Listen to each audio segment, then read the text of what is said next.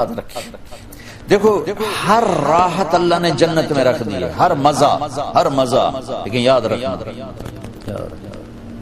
اس کی یاد میں رونے کا مزہ جنت میں نہیں پاؤ گے۔ آپ کروڑوں سال زندہ رہو گے، ایک آنسو بہانا چاہو گے نہیں نکلے گا، ایک آنسو نہیں نکل سکے گا۔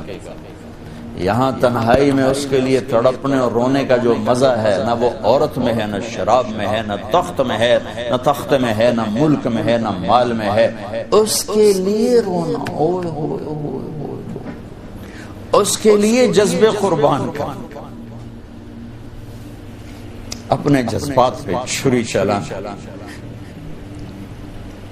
امام احمد بن حنبل بہت مشقت گزار کے دنیا سے گئے، ایک بہت بڑے امتحان سے گزرے اور وقت کے بادشاہ نے بہت ان کو پٹوایا، ان کے خون و خون ہو گئے۔ انتقال کے بعد جب انتقال کے بعد ایک دوست کو خواب میں ملے تو انہوں نے پوچھا کہ حضرت آپ کے ساتھ کیا ہوا؟ کہ اللہ تعالیٰ نے مجھے کھڑا کیا اور کہا احمد تم نے وہ کوڑے کس کے لیے کھائے تھے؟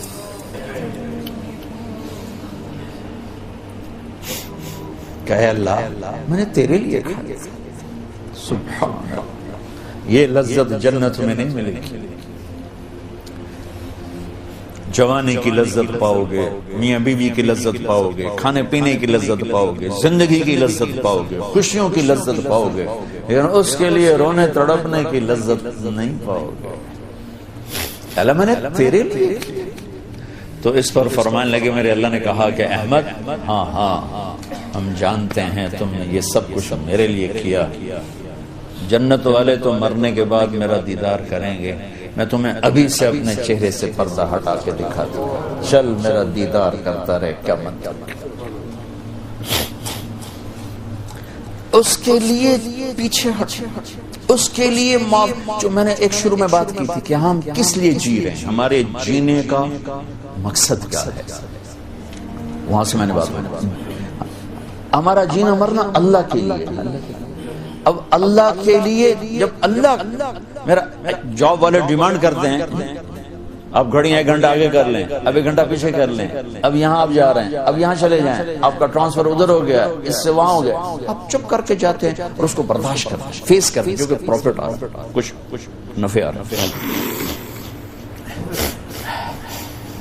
میں اس زندگی میں اپنے اللہ کو راضی کرنے کے لیے پیدا ہوا، میری منزل اللہ ہے، میرے جذبے نہیں، میری خواہشات۔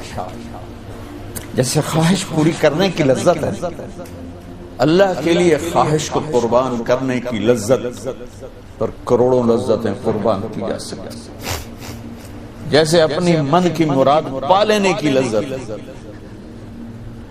اپنی مرادوں کو اللہ کے لیے کھو دینے کی لذت اس سے کروڑوں گنا زیادہ۔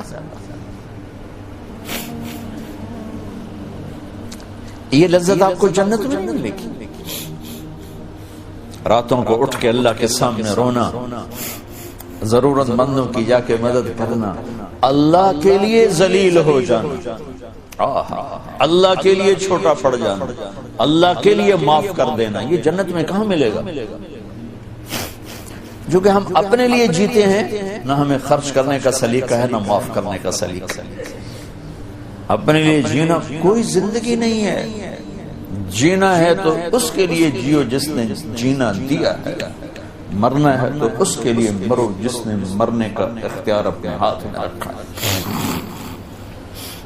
اپنے شوق بدلو، یہ انٹرٹینمنٹ جنت میں نہیں ملے کہ اللہ کے لیے آدمی تڑپ رہا ہو، اللہ کے لیے۔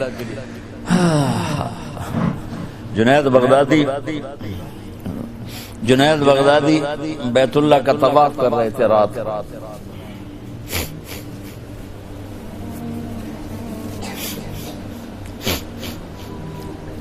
ایک لڑکی جوان طواف کر رہی اور زور زور سے یہ شعر پڑھ رہے، اب الحب ان یخفا بکم قد کتمتہ فاصبح عندی قد اناخ وطنبا اذا اشتد الشوق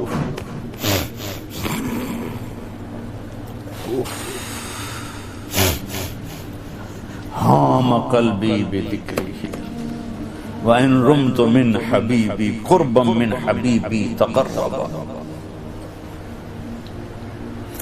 يَبْدُو فَأَفْنَى ثُمَّ أَحْيَا لَهُ وَيُسْعِدُنِي حَتَّى أَلَذَّ وَأَطْرَبَ.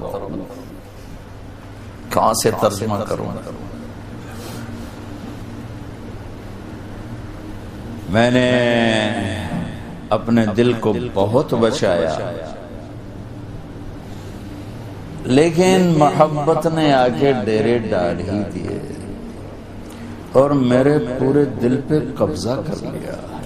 میں نے تو بہت چھپایا، چھپ نہ سکی، بہت ہیلے بہانے کیے پر میں چھپا نہ سکی. بادن ہوا کا صبرت ام لم تصبرا وبکاء ان لم یجر دمعک او جرا. امر الفؤاد لسانہ وجفونہ فکتمنہ وکفا بجسمک مخبرا. ذنی متنبی کہاں سے یاد آیا؟ جب مجھے وہ یاد آتا ہے اذا اشتد شوقی ہام قلبی بذکرہ، جب میرا شوق بڑھتا ہے تو میں پاگل ہو جاتی ہوں. وَإِن رُمْتُ قُرْبًا مِّنْ حَبِيبِي تَقَرَّبًا، جب میں اس کا قرب چاہتی ہوں، اس کے قریب ہونا چاہتی ہوں تو اپنا آپ میرے اوپر ظاہر کر دیتا ہے. جب وہ ظاہر ہوتا ہے یبدو فأفنا، جب وہ ظاہر ہوتا ہے تو میں مر جاتی ہوں. وہ پھر مجھے زندہ کرتا ہے، پھر مجھے اپنا قرب دیتا ہے اور میری رگ رگ میں اپنے عشق کو پھیلا دیتا ہے. جنید بغدادی جیسے ولی اللہ،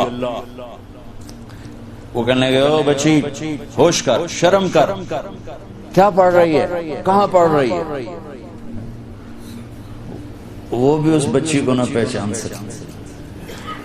انہوں نے ایسے دیکھا لولا التقى لم احجر عن طيب الوصن. جنید بدگمان نہ ہو، جس کے عشق میں تو نیند چھوڑ کے آیا ہے اسی کے عشق میں میں بھی نیند چھوڑ کے. پھر کہنے لگی کس کا طواف کر رہے ہو، کس کا طواف کر رہے ہو؟ کہنے لگے بیت اللہ کا. تو زور سے ہنسی اور یوں آسمان کی طرف منہ اٹھا کے کہنے لگی میرے مولا کیسے تیرے دیوانے لوگ ہیں جو تجھے چھوڑ کے پتھروں کا طواف کرتے. جنید کہتا میں تو بے ہوش ہو کے گر گیا، ہوش آیا تو لڑکی جا چکی تھی. یہ مزہ جنت میں نہیں ملے گا. ایک بزرگ فرمایا کرتے تھے یا اللہ تو کہتا ہے جنت میں نماز نہیں ہوگی تو نماز کے بغیر جنت میں جی کیسے لگے؟ یہ سجدے، یہ روزوں کی بھوک کی شدت، پیاس کی شدت، یہ اللہ کے لیے خواہشات کو قربان کرنا، اللہ کے لیے جذبے قربان کرنا، یہ نعمت اللہ کی قسم بہت بڑی نعمت. یہ یہیں ملی تھی اور کہیں نہیں ملی. اپنے لیے جینا چھوڑ دو، اس کے لیے جینا سیکھو جس نے جینا دیا ہے. اس کے لیے مرنا سیکھو جس نے مرنا اپنے ہاتھ میں رکھا ہے. اس کی خوشی پر اپنی خوشی قربان کرو، اس کا مزہ چکھو. غصہ نکالنے کا مزہ تو روز چکھتے ہو، غصے کو برداشت کرنے کا مزہ چکھو. یا اللہ تیرے لیے.